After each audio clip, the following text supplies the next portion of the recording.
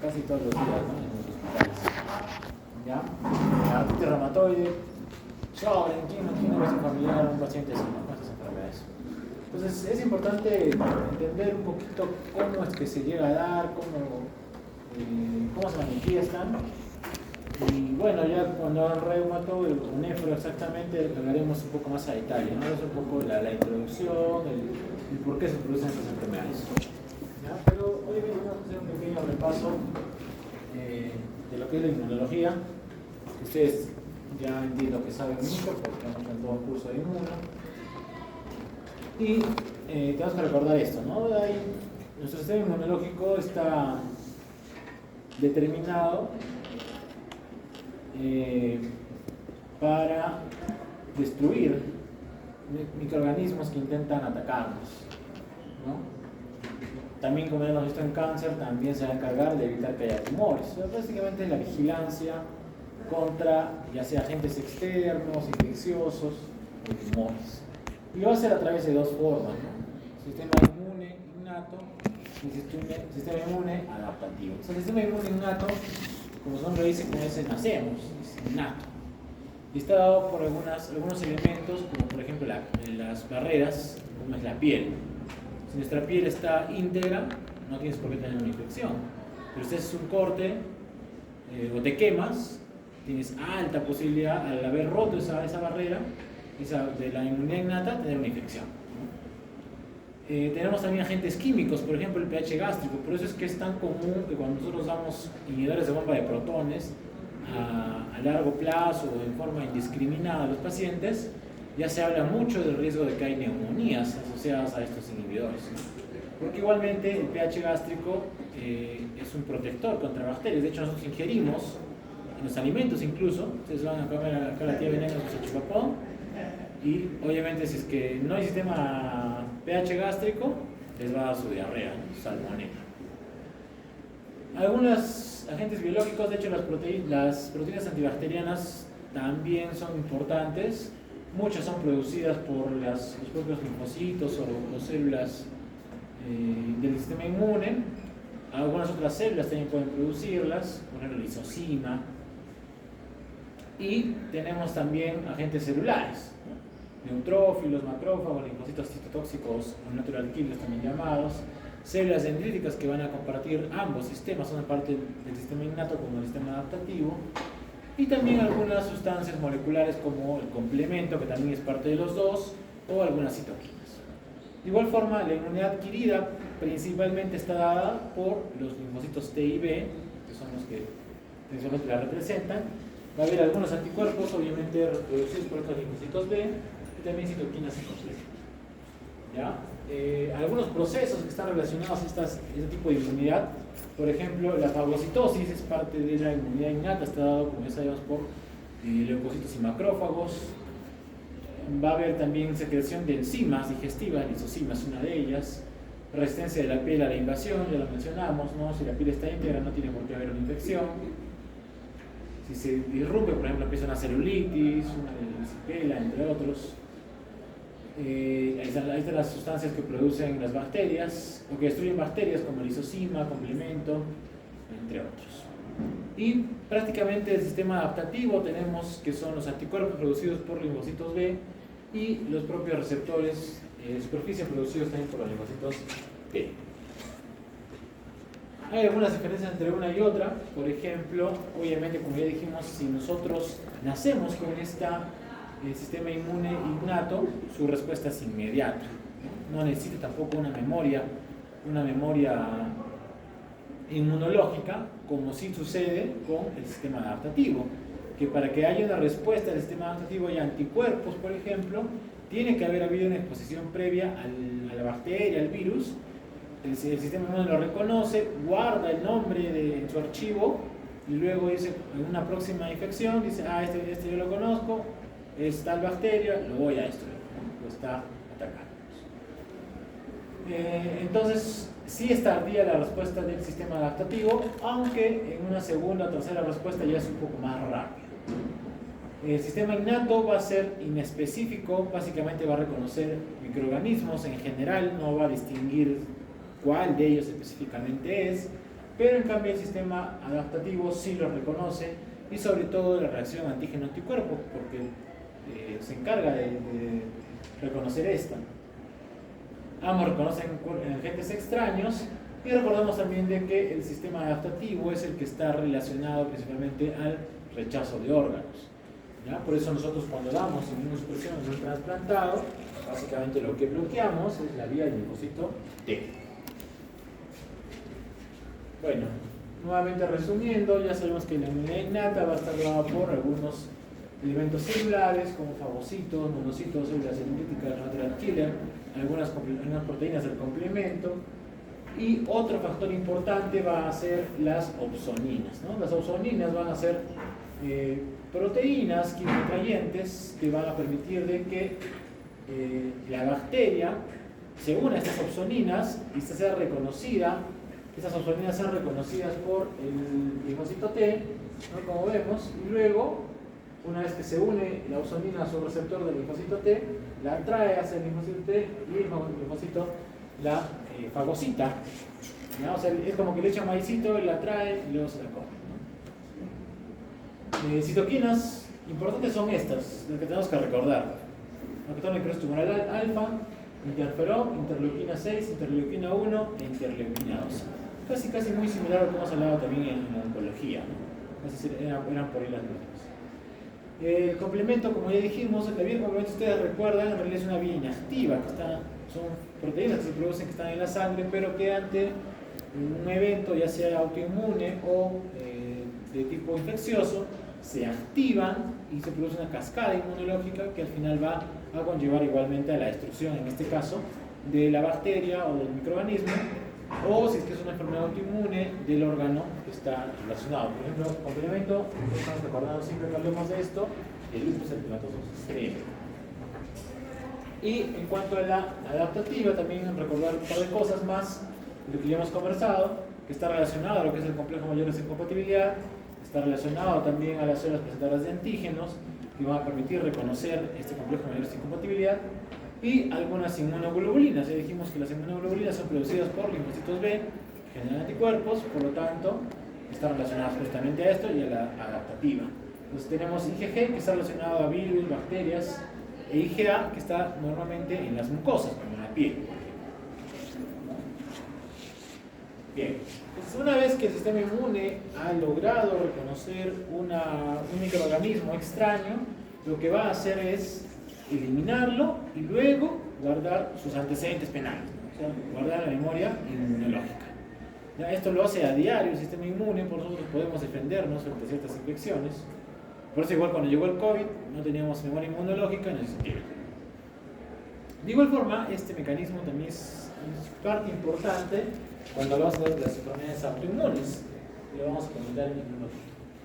Entonces, resumiendo, de todo el curso de inmunología podemos decir que el sistema inmunológico va a reconocer primero las células propias, ¿no? Y cuando no es propio, cuando es un agente extraño, un microorganismo, se va a encargar de destruirlo. Él lo elimina y luego guarda memoria inmunológica. Pero en relación a las células propias, sí evita tocarlas. Ya, si no es una célula propia, sí genera anticuerpos y los destruye. Pero en las células propias sí tiene mucho cuidado en evitar destruirlas, y cuando se pierde esta precaución que tiene el sistema inmune, allí se producen las enfermedades autoinmunes. ¿Ya? Entonces nosotros hablamos de la tolerancia inmunológica. Es decir, el sistema inmune tiene también sus límites, no va a atacar a todo lo que se mueva pues así a diestra y siniestra. Tiene un sistema de tolerancia inmunológica en la cual va a evitar generar una respuesta inmune frente a un antígeno que ha sido ya previamente también conocido, pero que es normal. Justamente en las enfermedades autoinmunes se va a perder esta tolerancia y el sistema inmunológico va a comenzar a destruir todas las células o todos los tejidos que son normales, generando un daño orgánico. Perdón, un segundito. Vale. Ejemplo de la tolerancia inmunológica es el embarazo. En el embarazo se supone que hay 50% de... ¿qué tal? de entender esta tolerancia inmunológica porque se supone que el feto tiene 50% de células extrañas, ¿no es cierto? 50% de genética del padre y el sistema inmune obviamente lo reconoce como extraño ese 50%, pero no lo destruye, si no, no habría embarazos, ¿no? Todos terminan destruidos. ¿Ya? Entonces, en el embarazo justamente hay un estado mucho mayor de tolerancia inmunológica en la cual el sistema inmune dice, bueno, este es 50% raro, pero lo vamos a aceptar en nuestro medio porque también tiene parte normal, no lo destruye. ¿Ya? Obviamente también hay enfermedades autoinmunes del embarazo en las que sí hay destrucción del feto, ¿no? Por ejemplo, el síndrome de fosfolipídico es uno de ellos. Entonces, tenemos que tener en cuenta de que hay una tolerancia central en la cual se va a producir eliminación de linfocitos que pueden destruir algún tejido, pero a nivel de los órganos linfóides centrales, ¿no? Timo, médula ósea, por ejemplo. Pero también hay una tolerancia periférica en la cual se va a hacer esta misma supresión de los linfocitos, pero a nivel periférico, ¿no? Y estas dos se suman, se unen y finalmente evitan esos procesos de autoinmunidad. Pero cuando se pierde esa tolerancia, es decir, ya no se suprimen linfocitos ni en la médula, ni en forma periférica, ni en el timo, ni en ningún lugar, va a existir autoinmunidad. Entonces vamos a hablar un poquito de lo que es la autoinmunidad. En realidad son un grupo de enfermedades, son varias. Algunas van a ser órganos específicos, es decir, solo van a atacar un órgano. Por ejemplo, tiroides de Hashimoto, solo ataca la tiroides. Puede comprometer otros órganos, por ejemplo, a veces hay compromiso renal en la tiroides de Hashimoto, sí, pero su principal factor o fisiopatología es un órgano. O también pueden ser sistémicas, por ejemplo, lupus, ¿no? Que afecta riñón, corazón, pulmón, etc. ¿Ya? En este caso, como ya hemos mencionado, lo que va a existir es que hay una pérdida de la tolerancia inmunológica y el sistema inmunológico comienza a reconocer ciertos antígenos que están expresados en las células normales como si fueran extraños y comienzan a destruir. Justamente predominan estos antígenos a nivel renal, glomerular y cardíaco, que es donde más ataca, ¿no? En el caso del lupus. Entonces hay varios tipos de enfermedades autoinmunes, de hecho hay un montón, solo mencionamos algunas de ellas que son las más conocidas, como la artritis reumatoide, en la cual va a haber una alteración o destrucción de las articulaciones del tejido cartilaginoso, producto de un proceso inflamatorio crónico. La psoriasis va a ser una enfermedad autoinmune de la piel, no va a ser caracterizada por presencia de placas, normalmente en codos, en cuello. La esclerosis múltiple va a ser una enfermedad neurológica desmielinizante en la cual va a haber destrucción de la vaina de mielina, producto igual de una enfermedad autoinmune con participación del sistema inmunológico. En el caso de la enfermedad inflamatoria intestinal, sí va a existir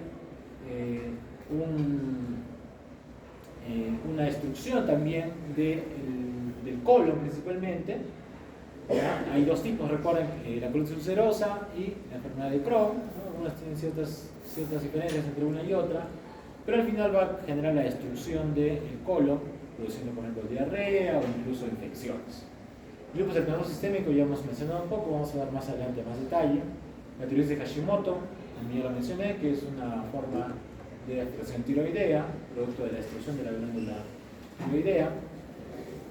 Y la diabetes mellitus tipo 1, que también es muy conocida, en la cual también hay una destrucción de las células pancreáticas, producto de un proceso inflamatorio.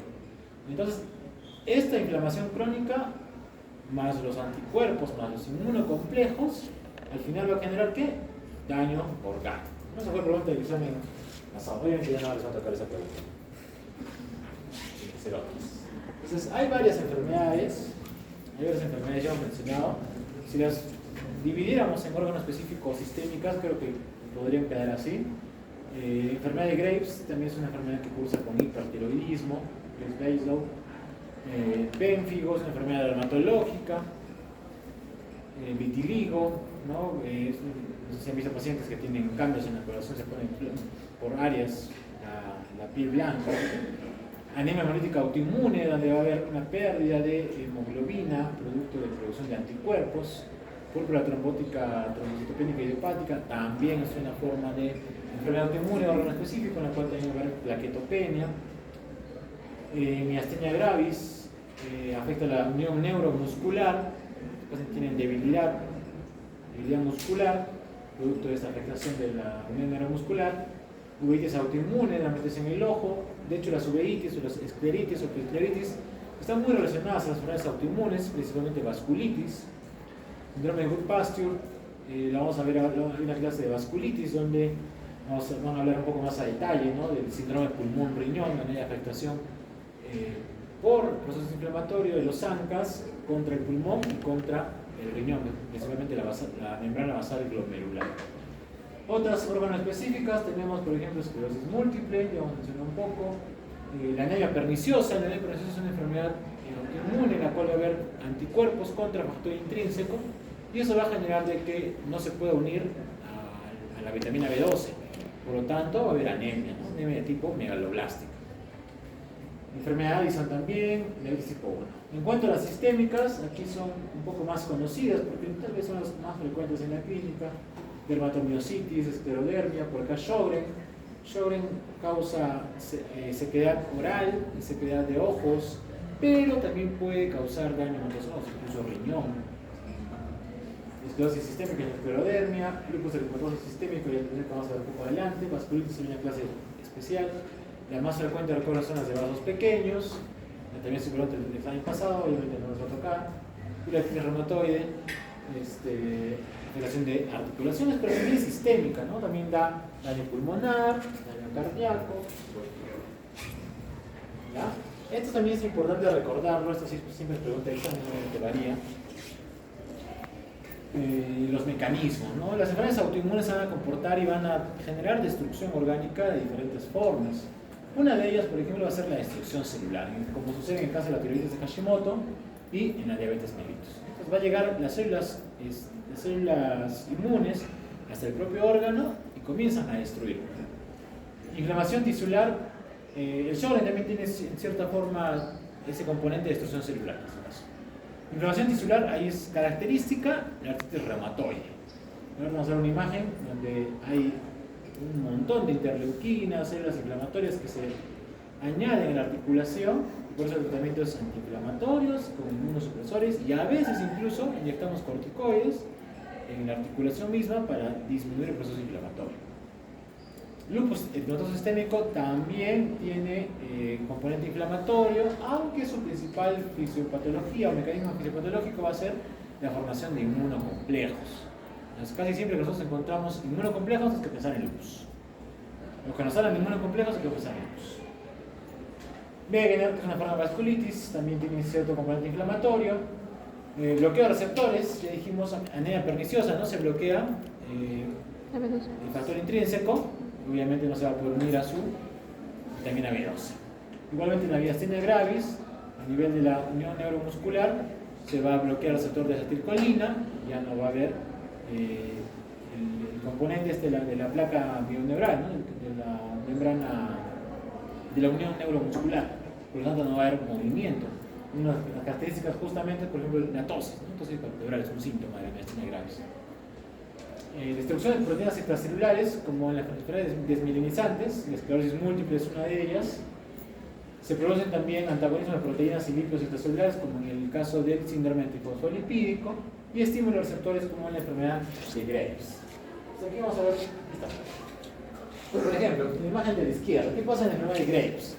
Lo normal, lo fisiológico, es lo que está en la más izquierda de ustedes, que es que la glándula pituitaria, la hipófisis, produce hormonas que van a estimular la producción de TSH, ¿no? Y esta TSH se va a unir a su receptor de TSH en la glándula tiroidea, genera hormona tiroidea y todo en homeostasis, ¿no? Igualmente la hormona tiroidea hace un feedback para evitar que haya mucha TSH, ¿cierto? Ustedes recuerdan la fisiología. Entonces, eso es lo fisiológico, es lo que le sucede. Pero ¿qué pasa en la enfermedad de Graves? Se generan anticuerpos contra este receptor de hormona tiroidea, ¿ya?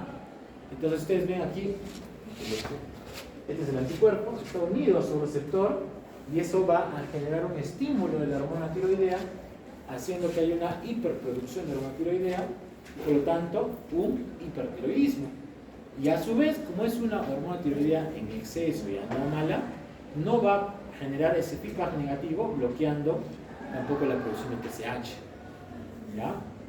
Entonces, allí funciona como un estímulo el anticuerpo contra el receptor TSH, generando un hipertiroidismo. Esto lo deben recordar de fármacos. Algunos fármacos justamente bloquean receptores, ¿no es cierto? Y inhiben o estimulan. Bien, en el caso de la artritis reumatoide, ustedes miren la parte de la línea que está por acá hacia arriba, eso dice normal, ¿no? Entonces, en una articulación normal como de nosotros, espero que de nosotros,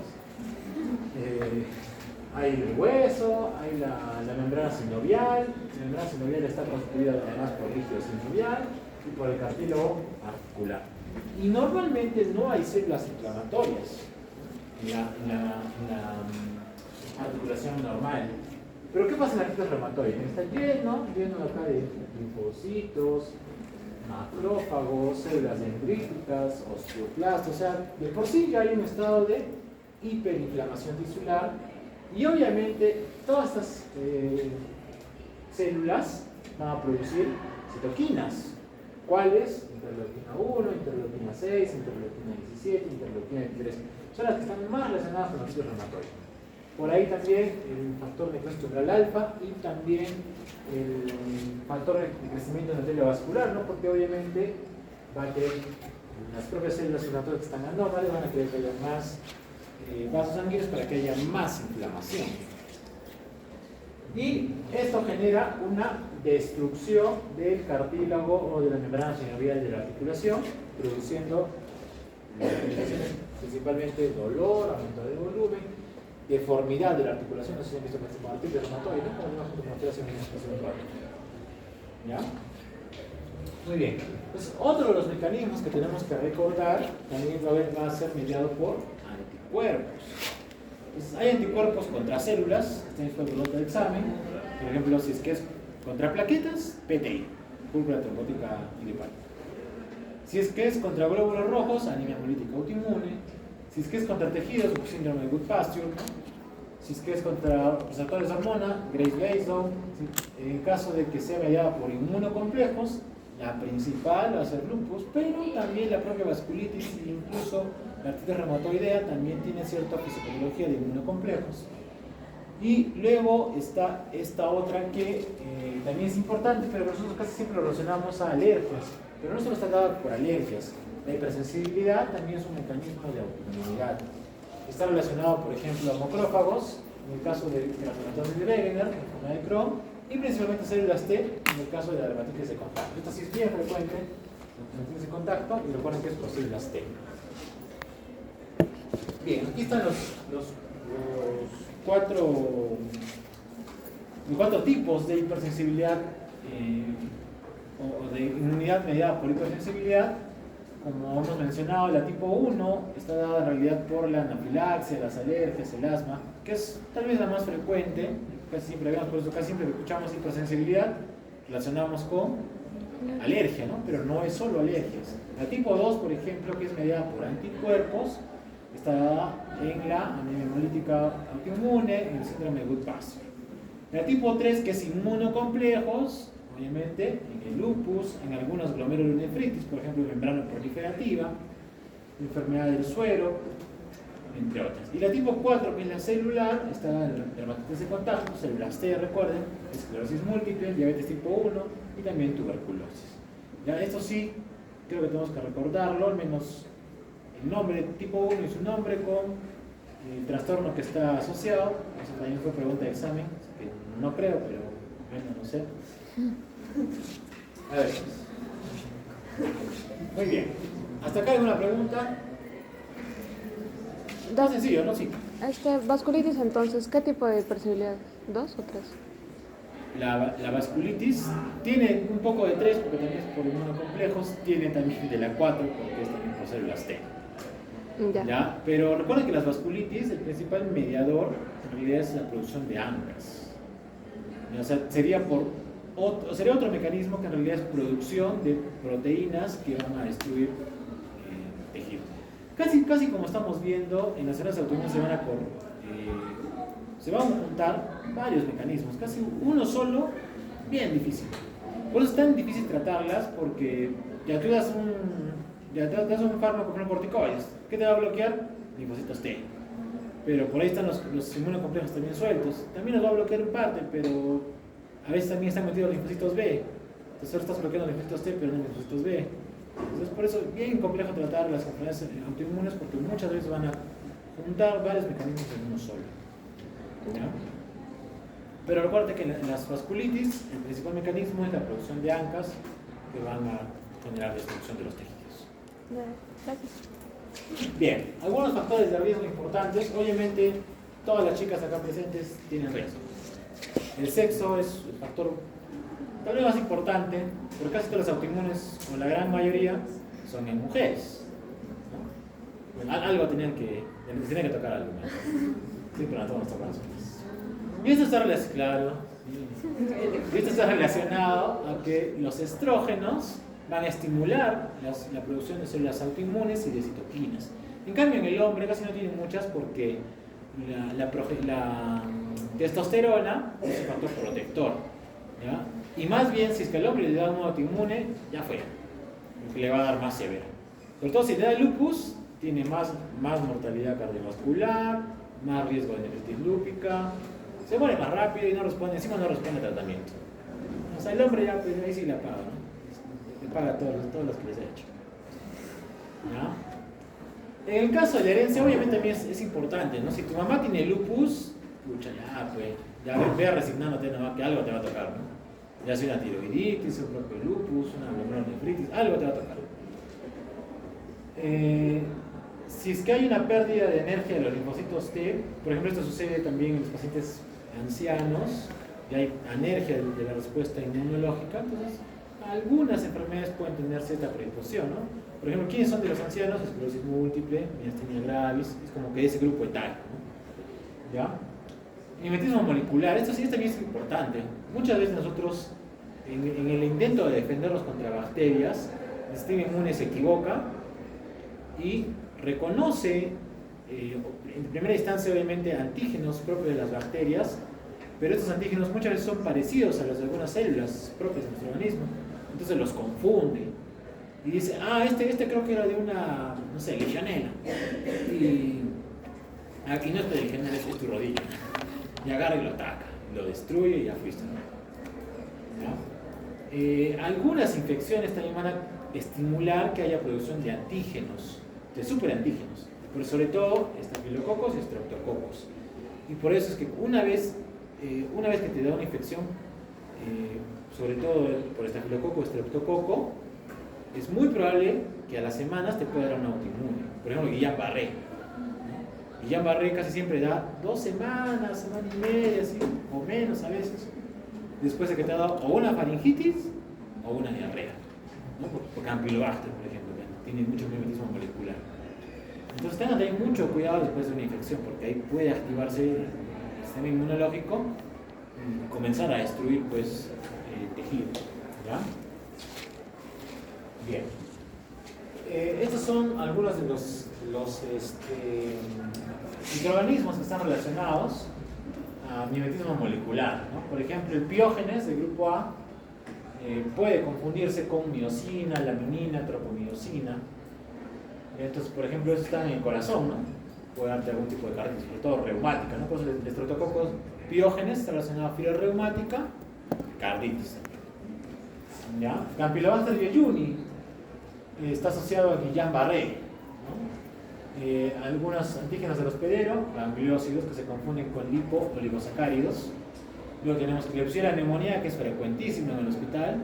Ahora hay epidemia de Klebsiella pneumoniae, o sea que va a haber muchas espondilitis anquilosantes, porque se confunde con el antígeno del hospedero de colágeno. El Trypanosoma cruzi y el Chagas, no sé, ya no hay mucho, ¿no? La verdad que ya no vemos. Casi han desterrado en Arequipa la cardiopatía chagásica, ¿no? Pero todavía hay algunos. Se confunde con miosina, por ejemplo. Después, Haemophilus influenzae y Neisseria gonorrhoeae también se confunde con síndrome antifosfolipídico. Entonces, de repente, esos pacientes que han tenido este antecedente de gonococo y han desarrollado posteriormente un síndrome antifosfolipídico, ¿no? Justamente, recuerden, beta-2-glicoproteína es un marcador de síndrome antifosfolipídico para hacer el diagnóstico. Y esto también es importante, ¿no? Normalmente cuando tú tienes una enfermedad autoinmune, pucha, encima que estás ya con una autoinmune, no estás libre de tener otra. Casi siempre tienes una, ya fuiste, ya vas a tener otra. Porque hay mucha sobreposición de las enfermedades autoinmunes.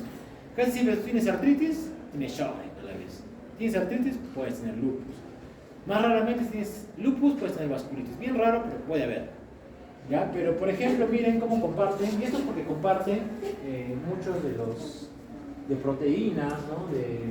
Del HLA, ciertas enfermedades. Por ejemplo, lupus puede darnos con enfermedad, ¿qué era? Yo sé, enfermedad de Crohn, ¿no? Por compartir el DR8. Lupus puedes tener, además de lupus, puedes tener colitis ulcerosa, ¿no? Lupus puedes tener esclerosis múltiple, de hecho puedes tener alta posibilidad de tener también diabetes tipo 1 o de artritis reumatoide, ¿no? Porque como ven, varios comparten diversas proteínas del HLA que están relacionadas, y por eso es que es tan probable que te dé, si tienes una, te vaya a dar otra autoinmune. Y por eso complica mucho más el tratamiento, porque ya no solo es una, sino no fue una, ni fueron dos, fueron tres. Bien, entonces fisiopatológicamente ya hemos dicho, ¿no? Igual que en el cáncer, también va a haber una fisiopatología que está relacionada tanto al ambiente como a la genética. ¿Ya? ¿Por qué ambiente? Porque tú puedes estar expuesto a una bacteria que haga mimetismo, puedes estar expuesto a un tóxico, un veneno que te genere autoinmunidad, ¿no? Como por ejemplo el tabaco, ¿no? Algunas infecciones, ya dijimos. El alcohol también, así que cuidado ustedes que podrán celebrando, mucho cuidado. El embarazo.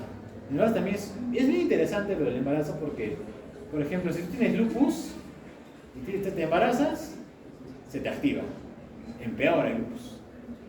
Pero si tienes artritis y te embarazas, mejora. ¿Por qué? Tiene que ver con el patrón, el tipo de patrón, ¿no? TH1, TH2. ¿Ya? Lo dicen, ¿no? Pero sí, es bien bonito eso. Y así, igualmente, al margen del lupus, por ejemplo, hay otras enfermedades autoinmunes que te pueden activar si tú te embarazas. O sea, no es que esté prohibido ahora en la medicina actual, ya no, pues es bien difícil. O sea, normal se puede hacer que una mujer con lupus, o con una enfermedad autoinmune. De hecho, en el hospital sí hemos tenido varios. Se han activado, sí. Hicimos un pequeño trabajo, me acuerdo. Y pues de las 8 que teníamos, solo una se murió el bebito. ¿Ya? Porque le dio el lupus neonatal. Todas las demás sobrevivieron los bebés. Y las pacientes también sobrevivieron, pero sí se activaron. Sí se activaron por el embarazo. También ya dijimos que hay un factor genético, ¿no? Si tienes un familiar con lupus, ya, pues más que seguro que te va a tocar. ¿Ya? Entonces igualmente es factor genético más ambiente. ¿Qué otros, los que hemos mencionado, están acá? Por ejemplo, la mala alimentación y con ello la obesidad. La obesidad ya, como dijimos en el onco, es un estado inflamatorio, o sea, ser obeso es malísimo, ¿no? Toca de todo, te da cáncer, te da diabetes, te da autoinmunes. ¿Listo? Otro tema que ha cobrado mucha importancia en los últimos años es la microbiota intestinal, que está relacionada a muchas cosas, a la propia obesidad, a las enfermedades autoinmunes, dependiendo incluso desde el nacimiento, si naciste por cesárea o por parto vaginal, ya tu microbiota cambia, ¿no? Vas creciendo en tu vida y te va dando diferentes infecciones, tu microbiota cambia, te metes antibióticos a cada rato, tu microbiota cambia. Y eso va a condicionar de que dependiendo si es que hay un tipo de microbiota u otra, pueda haber inflamación y con ello desarrollar una enfermedad autoinmune. Otra cosa que también está muy de moda, que a todo el mundo le paran midiendo, vitamina D. Si tienes vitamina D baja, hay artículos que te hablan de que sea asociado a desarrollo o predisposición a enfermedades autoinmunes. Ahora les andan midiendo a todos vitamina D y les dan vitamina D a todo lo que se mueve. Bueno, hay que ver, ¿no? Siempre que hay que sopesar el riesgo-beneficio de los fármacos y todo eso. ¿Ya? Bien, vamos a ver un poquito de lo que es de la regulación inmunológica. En realidad, lo que se caracteriza en una enfermedad autoinmune es esto, ¿no? Que el sistema inmune está loco, está todo alterado, ¿no? Hay una desregulación inmunológica, que puede estar mediada por células T o por autoanticuerpos. Por ejemplo, si está mediado por células T, la esclerosis múltiple. Además hay otros factores como el HLA-DR15, la alteración de la microbiota. El Epstein-Barr virus también está relacionado a muchas autoinmunes. Entonces, ustedes que andan chapando así con todo el mundo, tengan cuidado porque el Epstein-Barr virus se transmite por eso, ¿no? No les va a dar una autoinmune por estar chapando. ¿Ya? La altitud, los que viven en altura, de alguna forma tienen cierta predisposición, pero más que todo por la altitud que por la luz ultravioleta. Aunque la altitud sí también, hay unos artículos que estaba revisando otro día que hablan de que el sistema inmunológico está alterado y una desregulación inmunológica en el 6B por vivir en la altura, por la hipoxia hipovárica. Bueno, solo hay dos, así que hay que estudiar más a fondo eso para poder afirmar. Pero la luz ultravioleta sí, por eso cuando el paciente con lupus sale al sol, se expone mucho al sol, eso lo puedes hacer activar. Siempre hay que darle parte del tratamiento, es decir, que use lentes para la protección del ojo por el shower que pueden tener, o que usen bloqueador, porque los activa. Cuando salen al sol se activa. La obesidad ya dijimos que es un estado inflamatorio, el tabaco, cuidado. En diabetes tipo 1 hay infiltración de linfocitos T en las células pancreáticas, en los islotes, pero también está relacionado a otros genes como el HLA-DR3, el DR4 e infección por enterovirus también. La artritis reumatoide es más por autoanticuerpos. En este caso hay HLA-DR, metilación del ADN, tabaco, Epstein-Barr virus, nuevamente, obesidad. En el caso del Sjögren, el LADQA1, el HLA-DQA1, el DQB1. Esto sí es bien frecuente. Hay casos que olvidé esto, ¿no? Las mujeres que se hacen operar de aumento de mamas, más que seguro que se va a su Sjögren. Tienen alta posibilidad, hacen reacción. O sea, el implante es un cuerpo extraño, pues, ¿no? Entonces va a generar proceso inflamatorio y eso atrae linfocitos y tiene una alta posibilidad de desarrollar Sjögren. Bien, el lupus, vamos a mencionar un poquito más acá, detalle. El lupus, escucha, es muy amplio en la fisiopatología, creo que cada día falta espacio para comentar más cosas. Solo algunos de ellos, por ejemplo, desencadenantes, hay estímulos como el Epstein-Barr virus, los estrógenos, el luz ultravioleta, patrones de citoquinas como un incremento de interferón o interleuquina 17 o una disminución de interleuquina 2, algunos receptores como los toilet receptors o alteraciones en la unión del linfocito T con célula frente de antígeno, CD40 ligando, por ejemplo. Hay alteración en el tipo de respuesta innato adaptativa, por ejemplo, hay un incremento en polimonofnucleares, en natural killers, en células dendríticas. Los propios linfocitos B van a producir más anticuerpos de tipo IgG y eso va a condicionar de que también haya patrón TH1 y TH17, ¿no? Que el TH17, recuerden, produce más interleuquina 17 y ahí se va cerrando el círculo. Los CD8 también producen más interleuquina 17. Anticuerpos, hay producción de citoquinas, activación de complemento, que les dije hace rato. Y al activarse la vía de complemento va a haber consumo del complemento. Hay una disminución de interleuquina 2, hay una disminución del calcio en los linfocitos T y linfocitos B, y una activación del Jagestat, ¿no? O interferón, gamma o algo. ¿Qué más hay? Hay un incremento de la muerte celular, de liberación de antígenos y de activación de complemento, y finalmente van a favorecer mayor activación de las células inflamatorias con destrucción de los tejidos. Una vez que nosotros ya tenemos una sospecha de un paciente con lupus, hay que clasificarlo, pues se actualizaron un poco los criterios de clasificación en realidad para dar el tratamiento, pero clásicamente los criterios de diagnóstico han sido dados por el DIC, que nos habla de criterios clínicos y criterios inmunológicos, ¿no? Entonces, normalmente el paciente debe tener al menos un criterio clínico, al menos un criterio inmunológico, más de 10 puntos para poder decir que tiene lupus. ¿Ya? Entonces, el paciente con lupus, cuando debuta con la actividad, puede tener fiebre, que le da 2 puntos, puede tener proteinuria más de 500 miligramos, puede tener hematuria o una biopsia que te diga pues lupus, lúpica, puede tener incluso piocitos o piuria, leucocituria, cilindros, puede tener manifestaciones mucocutáneas, que es comunes, las úlceras orales, la alopecia, el rash, el eritema malar, ¿no? Alas de mariposa, algunas otras lesiones como el lupus cutáneo subagudo, en piel, En serosas puede haber pleuritis, o sea, derrame pleural, derrame pericárdico, ascitis, de hecho es muy frecuente que vengan con esos tres. A nivel hematológico puede haber, o es común que haya anemia, leucopenia, linfopenia, plaquetopenia. Y normalmente la anemia, recuerden, es de tipo hemolítica autoinmune. Puede haber compromiso articular, ¿no? Sinovitis, dolor articular, aumento de volumen de la articulación. Puede haber trastornos neuropsiquiátricos, lo que conocemos como neurolupus, ya sean convulsiones, delirium, psicosis. Y a nivel laboratorial, de hecho puede haber complemento bajo, ya sea C3 o C4. Puede haber presencia de anti-DNA de doble cadena positivo o de anti-Smith también. O puede haber también la presencia de un síndrome antifosfolípico asociado, ¿no? Como cualquiera de sus marcadores, tiene que haber 2 de 3, ya sea anticardiolipina, antibeta-glicoproteína o anticoagulante lúpico. Justo en la mañana estaba viendo con los chicos una paciente que tiene hace 18 años de lupus, debutó con compromiso hematológico y como hace 4 o 5 años viene por dolor y aumento de volumen en pierna con coloración violácea, ¿no? Y frialdad. Entonces le hacen el estudio y le encuentran trombosis arterial, terminó en amputación y al final fue un SAP. ¿Ya? La chica nos dijo que nunca se ha embarazado, nunca ha tenido abortos, pero igual puede desencadenar trombosis arterial del SAP. Y tiene pues justamente beta-glicoproteína y anticardiolipinas positivos. Y entonces también siempre en lupus hay que descartar que no tenga un componente del SAP.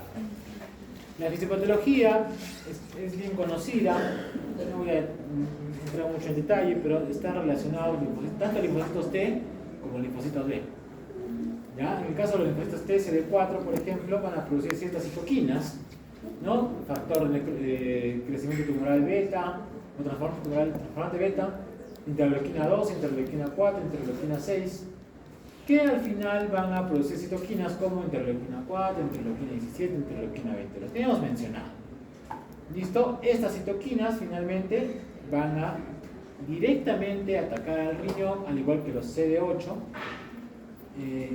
Van a inflamar, van a llegar hasta el propio riñón y van a producir procesos inflamatorios.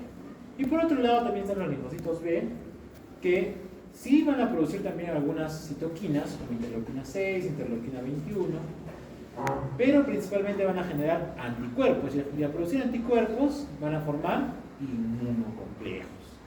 Antígeno anticuerpos, es un inmunocomplejo, y este inmunocomplejo va a comenzar a destruir, depositarse a nivel renal y destruir el glomérulo, ¿no? Produciendo inflamación o nefritis. Bueno, clínicamente, en cuanto a la nefritis lúpica, tenemos que recordar que hay 3 o 4 exámenes que tenemos que pedirle sí o sí a un paciente con lupus. Uno de ellos es la proteinuria, porque va a ser un marcador de actividad. Si tienes proteína más de 500 miligramos, ya te habla de que está activo. Y esto, aunque es un poco discutible, porque hay pacientes que tienen 300, las biopsias ya tienen actividad renal. ¿Ya? Esto sí fue el debate muchos años en cuanto a la biopsia en el lupus. Muchos decían de que había que tienes lupus ya biopsia renal de frente, porque hay lupus silente. Otros decían no, solo si tienes proteína más de 500 o si tienes algún signo de actividad renal, biopsia, ¿no? Entonces todavía hay un poco de discusión en cuanto a esto, pero casi siempre si tienes más de 500 de proteína tenemos que biopsiarte para demostrar cuál clase de nefritis lúpica tienes y con ello el tratamiento, como vamos a ver adelante. Por ejemplo, el examen de orina también es importante. Si tú tienes hematuria, leucocituria, piuria, cilindros hemáticos, hematidas dismórficos, cilindros leucocitarios, y tienes además proteinuria y lupus, ya pues estás activo, ¿no? Si la creatinina se te está elevando, también tienes actividad, ¿ya? Entonces allí es importante la biopsia renal. La biopsia renal, como sabemos, nos va a dar algunas clases histológicas en cuanto a lupus. Hay de clase 1 a clase 6. Incluso hay otras formas histológicas que no están clasificadas en esta clasificación de 2003, como la postopatía lúpica, la microangiopatía trombótica, la necrosis intersticial, la necrosis tubular aguda. O sea, de hecho la biopsia te ayuda muchísimo y es súper importante. ¿Ya? Entonces la clase 1 casi es asintomática, en realidad no te da ninguna molestia, por eso es muy raro encontrar biopsias con clase 1 porque casi no biopsiamos. La clase 2 es de tipo mesangial, principalmente va a cursar con hematuria. La clase 3 es la proliferativa focal, puede cursar con un poquito de proteinuria, hematuria. La clase 4, proliferativa difusa, es la más frecuente porque es la que te da más clínica. Más hipertensión, más proteinuria, más hematuria, más actividad extrarrenal, acidicidad alto, anti-DNA positivo, ¿no? Hipertensión, falla renal. Pues casi siempre es la que más biopsiamos. Si nosotros analizamos las series de nefritis lúpica, lo que más encontramos es clase 4. Clase 5 ya es membranosa, puede dar un poco de proteinuria, la clase 5 ya prácticamente está yendo a la fibrosis. Y clase 6 es fibrosis, ahí ya está en diálisis el paciente. ¿Listo? Y en base a la clase histológica nosotros vamos a dar también tratamiento. Pero en el seguimiento sí tenemos que pedir, no se olviden, creatinina para la tasa de filtración glomerular, proteinuria, examen de orina y también los marcadores de actividad inmunológica como C3, C4 o antidenia. Pues cuando tenemos ya definida la clase histológica, vamos a dar el tratamiento. Principalmente tratamos agresivamente las clases proliferativas, es decir, 3 y 4. Y pueden haber clases mixtas, o sea, 3 más 5, ¿no? O 4 más 5. Entonces ahí también tratamos. El tratamiento está dado para estas clases proliferativas en base a corticoides, normalmente impulsos, y además anticalcinurínicos o diclofenolato o ciclofosfamida o incluso terapia anti-linfocito B como rituximab, belimumab. Ya no voy a meter muy a fondo porque hay una clase de inmunosupresores. Solamente este pequeño caso que vamos a terminar también. Esta es una paciente que viene con 2 años de enfermedad, mujer de 30 años, 2 años de enfermedad caracterizado por dolor articular en manos y pies, predominio matutino. Entonces va a reumato y le dicen que tiene artritis. Eso es bien frecuente. Ahora, no sé si siempre fue un lupus que inició con dolor articular y después ya hace toda la clínica florida, o fue una artritis que luego se sobrepone con un lupus. Eso a veces es un poco difícil saberlo. Aunque, por ejemplo, en la placa, si nosotros tomamos una placa, las lesiones que hay en manos en la artritis es totalmente diferente a la de lupus. Por ahí podría distinguirse. ¿Ya? Bueno, entonces le dan analgésicos, pero ella viene con nosotros porque tenía edema, tanto en piernas, tobillos, cara, orina espumosa. Entonces va al reumato y le dicen que probablemente sea un lupus porque normalmente la artritis reumatoide no te da compromiso glomerular. Puede darlo, pero es bien raro. Más es compromiso túbulo-intersticial. Entonces le dan tratamiento con hidroxicloroquina, deflazacor, que es un corticoide, le dan acetoprina, que es un antiproliferativo, y nos la mandan pues para evaluar la función renal, la actividad renal, y le hacemos biopsia. Entonces, dentro de sus exámenes, fíjense de que tenía una proteinuria de, inicialmente, en el momento de la biopsia, 4 gramos. O sea, ya estaba más de 500. Criterio de actividad, biopsia. Luego, con el tratamiento sí comenzó a bajar un poquito, hasta 652. Pero fíjense que tenía, o no tenía tanto un anti-DNA positivo, pero en este momento ya estaba con tratamiento. El anti-DNA es más de 100, no positivo. No estaba con tratamiento, pues obviamente ya eso hace que en algo disminuye el anti-DNA, porque el anti-DNA también sirve para el seguimiento. El ANAS estaba positivo, el C3 estaba normal, el igual que el C4, pero también estaba con tratamiento. Diferente hubiera sido si hubiéramos encontrado de repente en el momento del debut, en el sí hubiera habido hipocomplementemia, anti-DNA positivo. Y le hacemos la biopsia que sale proliferativo difuso, es decir, una FC4 más una membranosa, un patrón mixto. ¿Ya? Y entonces, la biopsia también es importante porque nos da criterios histológicos, tanto de actividad como de cronicidad.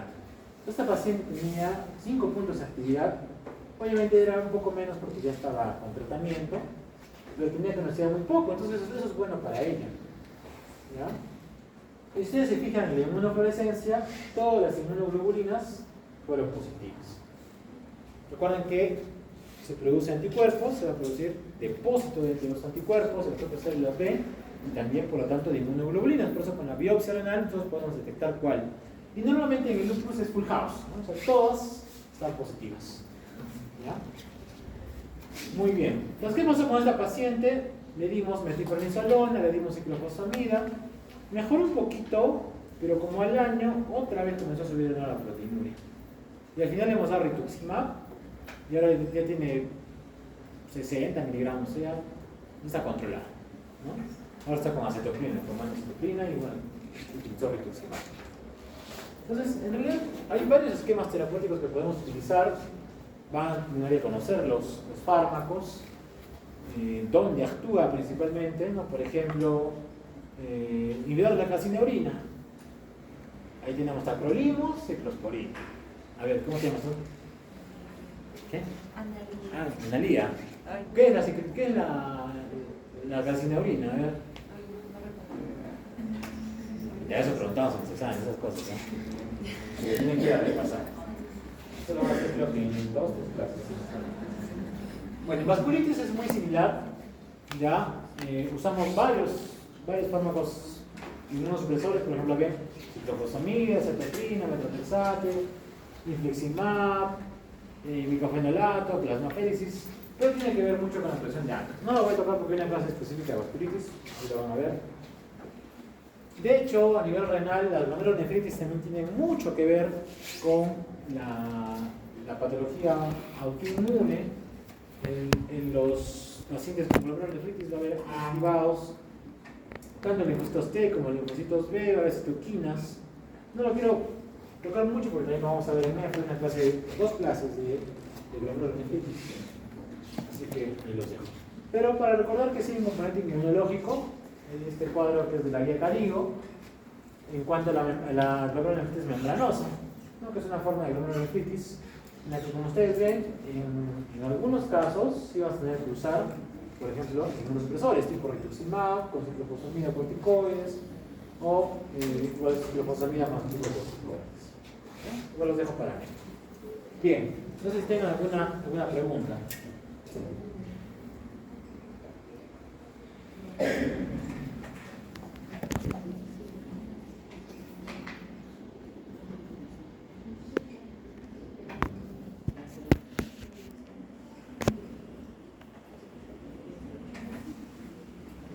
Bueno, entonces sigamos. Vamos a ver rapidito así las inmunodeficiencias, algunas son importantes. El VIH no lo voy a tocar porque yo ya tenía una clase específica de eso.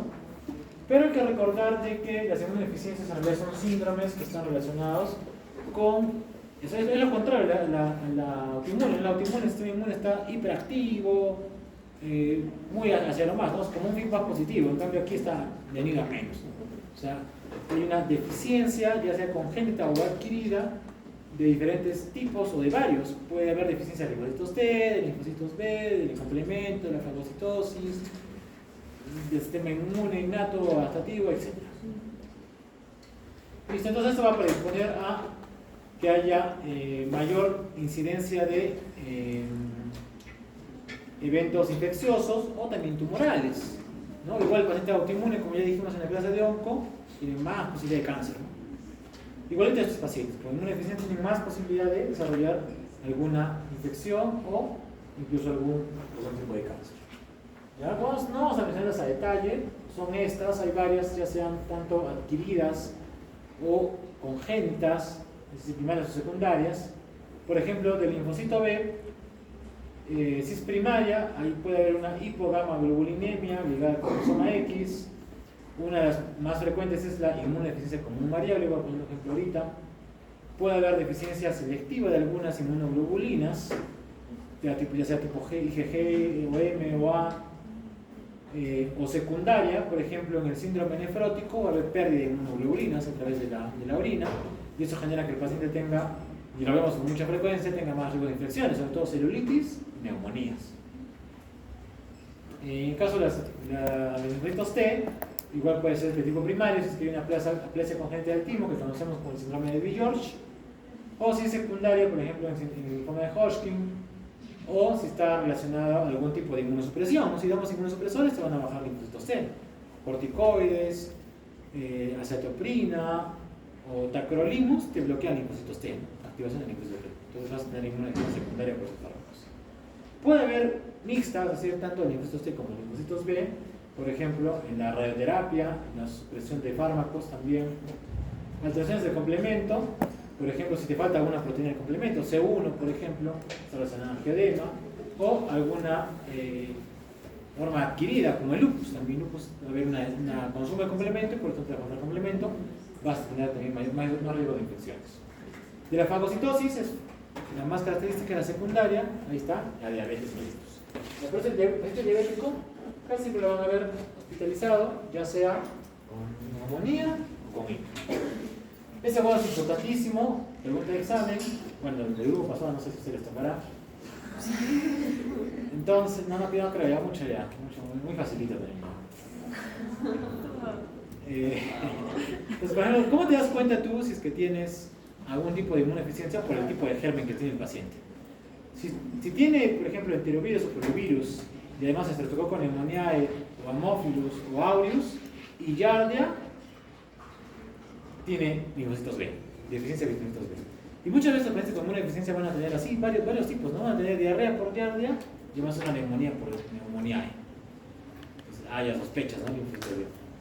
Si tienes herpes virus, salmonella y cándida o algún tipo de hongo, linfocitos T. Si tienes todo eso, ambos, ¿no? O tienes VIH, ¿no? No sé. Si tienes Staphylococcus aureus, pneumoniae o Haemophilus influenzae, también puede ser por complemento.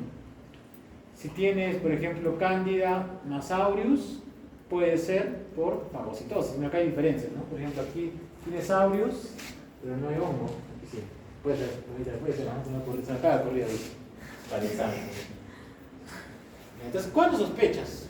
Ese paciente que viene cada rato con sus infecciones, más de 2 infecciones en un año, que tú encima tú le das antibiótico, tiene neumonía, tú le das antibiótico y no mejora, tiene otitis, tiene sinusitis a cada rato, le tienes que dar antibiótico endovenoso porque no te mejora con el vía oral, puede ser niño o adulto, o tiene pues, infecciones por varias cosas, ¿no? Por virus más hongo, virus más bacteria, ¿ya? O tiene manifestaciones autoinmunes, o tiene por ahí infecciones genitales recurrentes que no mejoran. Tienes que sospecharlo. Tienes que decir, este paciente puede que tenga una inmunodeficiencia, alguna de ellas, ¿no?